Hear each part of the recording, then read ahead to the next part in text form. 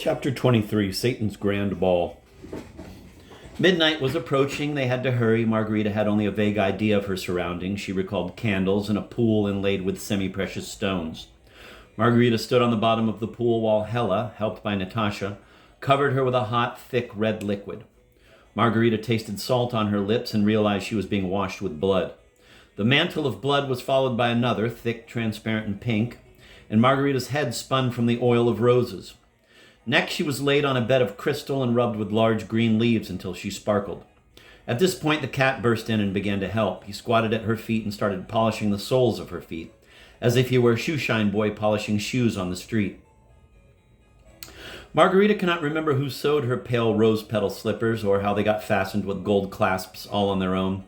Some force lifted Margarita up and stood her in front of a mirror where she saw a regal diamond tiara sparkling on her head.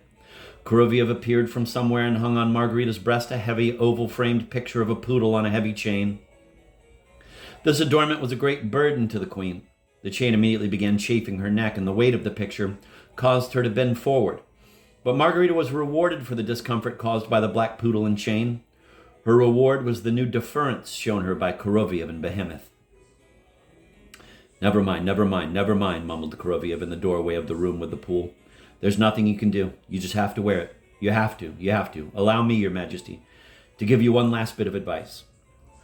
The guests will be a diverse lot. Oh, very diverse. But Queen Margot, whatever you do, don't show any partiality, even if you take a dislike to someone. I know that you, of course, will not show this on your face. No, don't even think of it. He'll notice it. He'll notice it right away. You have to like him. You have to like him, Your Majesty. The hostess of the ball will be rewarded for that 100 times over. And another thing, don't ignore anyone. Give a little smile if you don't have time for a word. Even the tiniest nod of your head will do. Anything you wish, but not indifference. That causes them to wither. Accompanied by Kuroviev and Behemoth, Margarita stepped out of the room with the pool into total darkness. I'll do it, whispered the cat. I'll give the signal. Do it, Kuroviev replied in the darkness. Let the ball begin, yelled the cat shrilly, and Margarita at once let out a scream and shut her eyes for several seconds. The ball descended upon her immediately as light combined with sound and smell. Carried along on Kuroviev's arm, Margarita found herself in a tropical forest. Red-breasted, green-tailed parrots clung to liana vines, hopping all about and shouting deafeningly, "Delighted to see you!" But the forest came to an abrupt end, and its bathhouse humidity was replaced by the coolness of a ballroom, with columns made of a sparkling yellowish stone. The ballroom, like the forest, was completely empty except for naked Negroes in silver headbands, standing motionlessly by the columns. Their faces flushed dark red with excitement when Margarita flew in with her retinue, which now included Azazello, who had materialized from somewhere. Here Kuroviev let go of Margarita's arm and whispered, "Go straight to the tulips."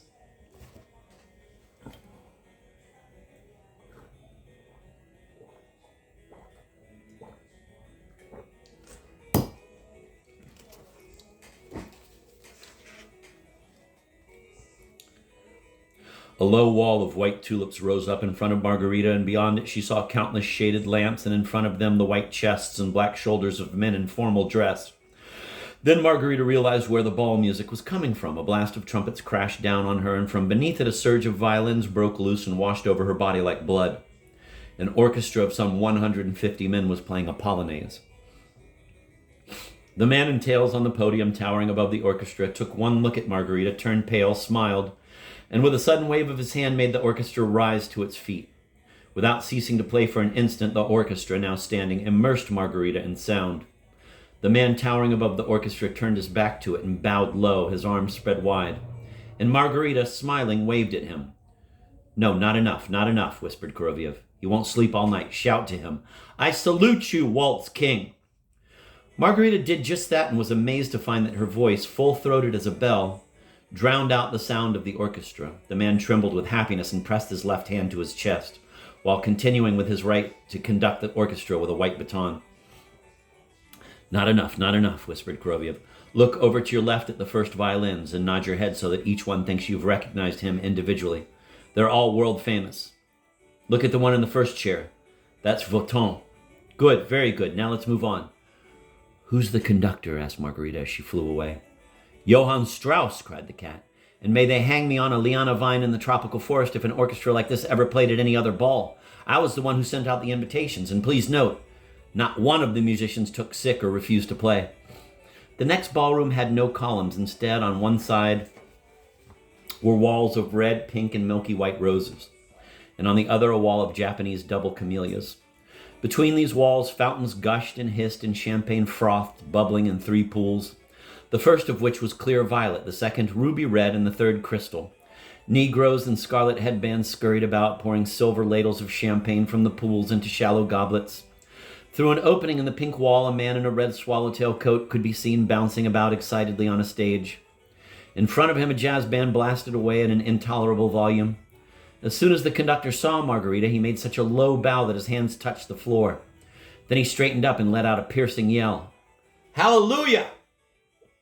He slapped himself once on one knee, then crossed one hand over the other and slapped his other knee twice, grabbed a cymbal from the musician nearest him and struck it against a pillar. As she flew off, Margarita saw only that the jazz virtuoso, competing with the polonaise that was blaring at Margarita's back, was beating his cymbals over his musicians' heads while they cringed in mock terror. Finally, they flew out to the landing where Margarita realized Korolev had first greeted her in the dark with a lamp. Now the landing was flooded with blinding light pouring out of crystal lamps shaped like grape clusters. Margarita was shown to her place, and a low amethyst column appeared beneath her left arm. "You can rest your hand on it if you get tired," whispered Korolev. A black-skinned man tucked a pillow embroidered with a gold poodle under Margarita's feet, and with someone's hands guiding her, Margarita bent her right knee and put her foot on the cushion. Margarita tried to look around. Korolev and Azazello were standing nearby in ceremonial poses. Next to Azazello were 3 young men who vaguely reminded Margarita of Abaddon. She felt a chill on her back. When Margarita turned around, she saw that wine was bubbling out of the marble wall behind her and flowing into a pool sculpted out of ice. She felt something warm and furry by her left foot. It was Behemoth. Margarita was standing at a great height, and a vast carpeted staircase descended beneath her feet. Down at the bottom, so far away that Margarita felt she was gazing through the wrong end of binoculars, she could see an enormous foyer with a fireplace so huge that a 5-ton truck could drive into its cold black maw. The foyer and staircase, so brightly lit that they pained the eyes, were empty. The sound of trumpets now reached Margarita from the distance. Thus they stood that way for a minute or so without moving.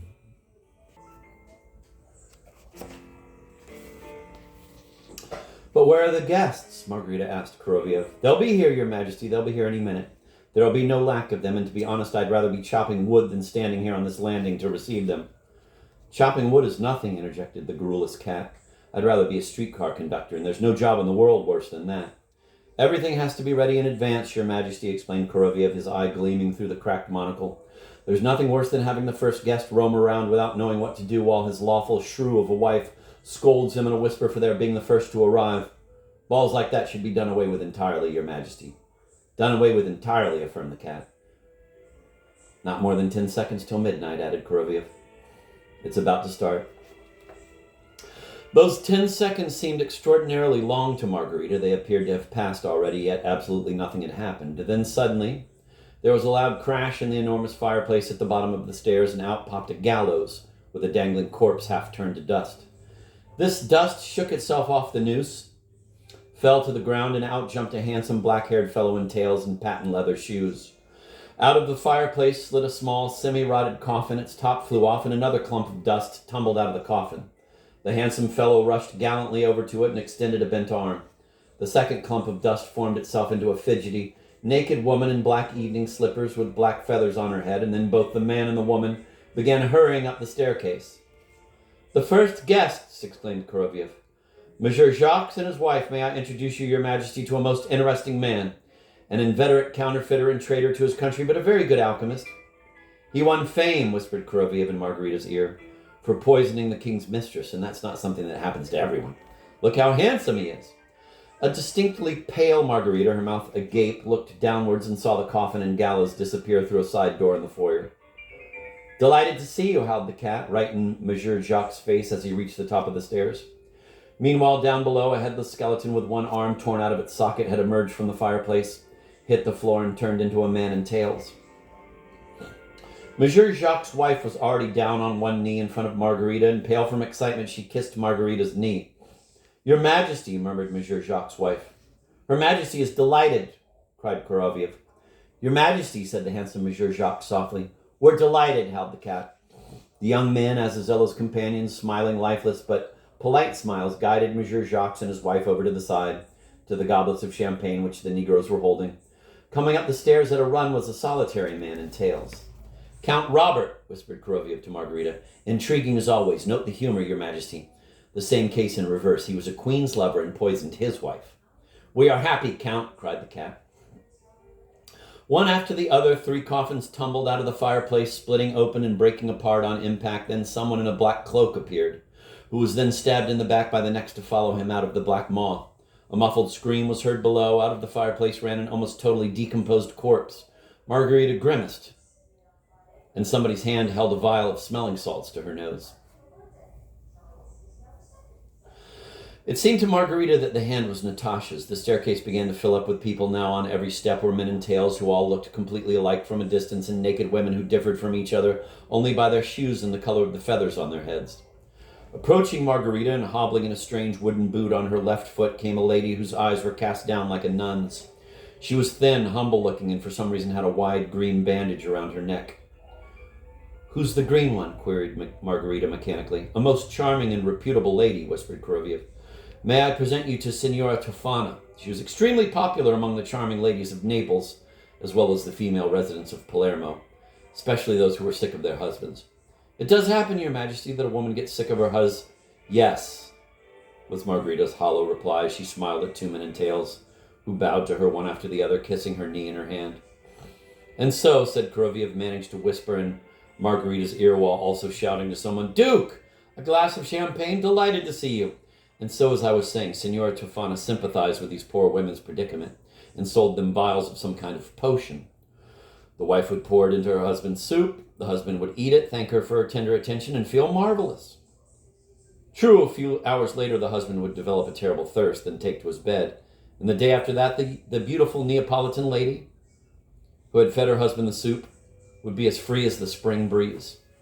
And what's that on her foot? Asked Margarita, continuing to greet the guests who had overtaken the hobbling Signora Tofana. And why is that green thing on her neck? Is her neck withered? Delighted to see you, Prince, cried Koroviev, while whispering to Margarita.